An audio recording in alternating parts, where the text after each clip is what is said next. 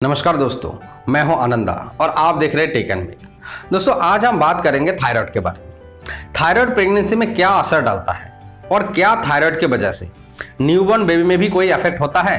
इस वीडियो में मैं आपको बताऊंगा प्रेगनेंसी के दौरान थायराइड प्रॉब्लम को हैंडल कैसे करें और थायराइड की समस्या होने के बावजूद भी एक हेल्दी बेबी को जन्म कैसे दें। और साथ ही साथ बात करेंगे प्रेगनेंसी में थायराइड के डोज, किस समय मेडिसिन को लेना है, ईटिंग हैबिट में क्या चेंजेस करना है, साथ में कोई और डिजीज है तो कैसे हैंडल करें और कौन सी मेडिसिन या सप्लीमेंट आपको छोड़ना है। दोस्तों, महिलाओं के जीवन में गर्भधारण और मां बनना सबसे बेहतरीन पल होते हैं, पर कॉन्सीव करने से लेकर बच्चों को जन्म देने तक एक लंबा समय होता है। इस बीच बहुत सारे समस्याएं आती है और उनमें से थायराइड प्रॉब्लम एक बहुत बड़ी समस्या है। थायराइड प्रॉब्लम के वजह से मिसकैरेज, प्रीमैच्योर बर्थ, प्रीक्लम्सिया और तो और कॉन्जेस्टिव हार्ट फेलियर भी हो सकता है। प्रेगनेंसी में थायराइड ऑप्टिमम रखना क्यों जरूरी है, इसके लिए थायराइड के बारे में थोड़ा सा जानना बहुत जरूरी है। थायराइड हमारा गले में पाए जाने वाले एक ग्लैंड का नाम है। थायराइड ग्लैंड से T3, T4 और TSH प्रोड्यूस होता है, जो कि हमारे शरीर के कई गतिविधियों को नियंत्रित करती है, जैसे कि हमारे metabolic process, heart rate, digestion system, brain matures और साथ ही साथ हेयर, बोन, मसल्स, कोलेस्ट्रॉल को भी नियंत्रित करती है।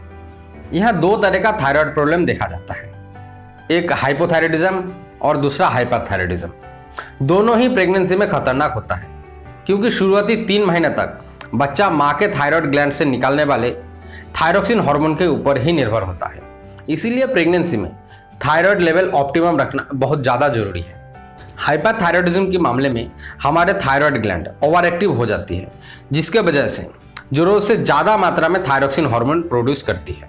और हाइपोथायराइडिज्म के मामले में हमारे थायराइड ग्लैंड इनएक्टिव हो जाती है और जरूरत से कम या किसी में बिल्कुल भी थायरोक्सिन हार्मोन प्रोड्यूस नहीं करती है। आपको अगर थायराइड के बारे में विस्तार से जानकारी चाहिए तो ऊपर आई बटन पर क्लिक करके इस वीडियो को देख सकते हैं। तो अब आप समझ गए होंगे कि थायराइड लेवल ऑप्टिमम रखना प्रेगनेंसी में या आम समय में कितना जरूरी है। तो इसीलिए आप अगर प्रेगनेंसी के बारे में सोच रहे हैं या फिर प्रेग्नेंट हो गए हैं तो सबसे पहले कोई भी गायनोकोलॉजिस्ट से कंसल्ट कीजिए। डॉक्टर आपके थायराइड लेवल चेक करने के लिए ब्लड टेस्ट कराएंगे। थायराइड प्रोफाइल में अगर आपके TSH बढ़ा हुआ है और T3, T4 की मात्रा कम होती है तो ऐसे में आप हाइपोथायराइडिज्म के शिकार हैं, और अगर T3, T4 बढ़ा हुआ है तो ऐसे में आप हाइपरथायराइडिज्म के शिकार हैं। अगर आपको हाइपोथायराइडिज्म डायग्नोस हो जाता है तो ऐसे में डॉक्टर आपको मैन मेड थायरोक्सिन लेने की सलाह देते हैं। प्रेगनेंसी में लिवोथायरोक्सिन लेना सेफ रहता है। डोज शुरू में 25 mcg से शुरू हो सकता है, पर प्रेगनेंसी में 4 से 6 हफ्ते के अंतर थायराइड टेस्ट करा लेना चाहिए और रिपोर्ट के अकॉर्डिंग आपके डॉक्टर डोज फिक्स करेंगे। अगर आप प्रेगनेंसी के पहले से ही थायराइड के मेडिसिन लेते हैं तो प्रेगनेंसी में आपके डोज बढ़ानी पड़ सकती है। और अगर आपको माइल्ड हाइपरथायराइडिज्म डायग्नोस होता है तो ऐसे में डॉक्टर आपको वॉमिटिंग और डिहाइड्रेशन की मेडिसिन प्रिस्क्राइब कर सकते हैं। पर अगर आपको सीवियर हाइपरथायराइडिज्म डायग्नोस होता है ऐसे में डॉक्टर एंटी थायराइड मेडिसिन भी प्रिस्क्राइब कर सकते हैं। अब बात करते हैं दोस्तों, थायराइड मेडिसिन लेने का सही तरीका क्या है। अक्सर महिलाएं सारे मेडिसिन एक साथ खा लेती हैं, जिसके कारण थायराइड मेडिसिन हमारे शरीर में ऑब्जर्व हो नहीं पाती है, और अगले टेस्ट में जब डॉक्टर देखते हैं थायराइड लेवल इंप्रूव नहीं हुआ है तो फिर से डोज बढ़ा देते हैं। सबसे अच्छा रिजल्ट पाने के लिए थायराइड के मेडिसिन खाली पेट खाएं और नाश्ता भी कम से कम आधा से 1 घंटा बाद करें। अगर आपको वॉमिटिंग होती है तो रात को भी थायराइड की दवा ले सकते हैं। रात को लेने के लिए खाना खाने से कम 2 से 3 घंटे बाद थायराइड की मेडिसिन लें। अगर आपको हाइपोथायराइडिज्म है तो कुछ ईटिंग हैबिट्स में चेंजेस कीजिए, जैसे कि खाने में आयोडीन युक्त नमक का इस्तेमाल कीजिए, दूध, पनीर और डायरी प्रोडक्ट का सेवन कीजिए, सिट्रस फूड जैसे संतरे, नींबू, टमाटर का ज़्यादा मात्रा में इस्तेमाल कीजिए, पर ब्रोकोली, फूल गोभी, पत्ता गोभी, स्ट्रॉबेरी, नाशपाती अवॉइड कीजिए। दोनों तरह का थायराइड प्रॉब्लम से आपके बेबी में लगभग सेम इफेक्ट हो सकता है, इसीलिए प्रेगनेंसी में समय समय पर अपना वजन चेक जरूर कीजिए। अनयूजुअल वेट गेन या वेट लॉस दोनों केस में थायराइड डिसऑर्डर हो सकता है, और खासकर प्रेगनेंसी के शुरुआती 3 महीने थायराइड का विशेष ध्यान रखिए।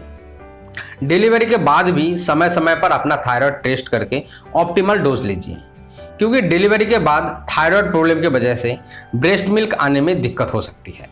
अगर प्रेगनेंसी के दौरान आपके और भी कोई समस्या है, जैसे कि गैस्ट्रिक, डायबिटीज़ या पैंक्रियास की समस्या है, या फिर आप कोई स्पेशल हेल्थ ड्रिंक या सप्लीमेंट लेती हैं, तो उसका जानकारी अपना डॉक्टर को अवश्य दें, नहीं तो आपके थायराइड के डोज सेट करने में दिक्कत आएगी। अगर इन बातों का ध्यान रखा जाए और थायराइड का ऑप्टिमल डोज ली जाए तो कॉन्सीव करने या प्रेगनेंसी में आपके बेबी को हेल्दी रखने में दिक्कत नहीं आएगी। दोस्तों, यहाँ ध्यान दीजिए, हमारे चैनल कभी भी सेल्फ मेडिकेशन की सलाह नहीं देती। तो दोस्तों, आज के वीडियो में बस इतना ही। आपको अगर इस वीडियो से कुछ भी नॉलेज गेन हुआ है तो इस वीडियो को लाइक जरूर कीजिए, और अगर अभी भी हमारे चैनल को सब्सक्राइब नहीं किया है तो सब्सक्राइब करके पास वाले बेल आइकन को भी प्रेस कर दीजिए, ताकि जब भी कभी मेडिसिन से रिलेटेड नई वीडियो अपलोड हो तो उसका नोटिफिकेशन आपको जरूर मिले। आप अगर इस वीडियो को फेसबुक पर देख रहे हैं तो हमारे फेसबुक पेज को भी लाइक कीजिए। आपका कोई फ्रेंड या फैमिली मेंबर अगर प्रेग्नेंट है या फिर उनको भी थायराइड की समस्या है तो उनके साथ इस वीडियो को शेयर जरूर कीजिए। दोस्तों, बार बार हमारे चैनल में आके वीडियो देखने के लिए, लाइक, कमेंट और जरूरतमंद लोगों के साथ हमारे इन्फॉर्मेटिव वीडियो शेयर करने के लिए तहे दिल से प्रेम पूर्वक धन्यवाद।